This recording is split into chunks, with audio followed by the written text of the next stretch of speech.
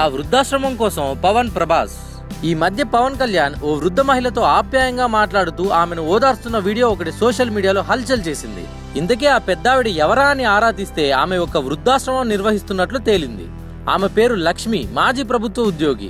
గతంలో తనకు వచ్చే 50,000 రూపాయల జీతంతో ఆ వృద్ధాశ్రమాన్ని నిర్వహించే లక్ష్మి పదవీ విరమణ తర్వాత బాగా ఇబ్బంది పడుతోందట. ఆమెకు పవన్ కళ్యాణ్ తో పాటు కొందరు సినీ ప్రముఖులు అండగా నిలిచారు. యాంకర్ సుమ ఈ విషయంలో చొరవ తీసుకుని ఈ వృద్ధాశ్రమం కోసం సొంతంగా భవనం నిర్మించడానికి కృషి చేసింది. పవన్ కళ్యాణ్, ప్రభాస్, ఎస్పీ బాలసుబ్రహ్మణ్యం, మంచు లక్ష్మి తదితరుల సాయంతో వృద్ధాశ్రమం కోసం భవనం నిర్మించినట్టు సుమ తెలిపింది. దీనికి సంబంధించి ఆమె ఫేస్బుక్ లో ఫోటోలు పోస్ట్ చేశారు. ఆలీ, శ్యాంప్రసాద్ రెడ్డి, వివేక్, అయ్యదేవర శ్రీనివాస్, పీవీపీ తదితరులు కూడా వృద్ధాశ్రమం కోసం ఎంతో సాయం చేశారంటూ వాళ్లకు స్పెషల్ థ్యాంక్స్ చెప్పింది సుమ. వృద్ధాశ్రమం నిర్వహించే లక్ష్మి ఇటీవలే మంచు లక్ష్మి నిర్వహించే మేము సైతం కార్యక్రమంలో కూడా పాల్గొన్నారు.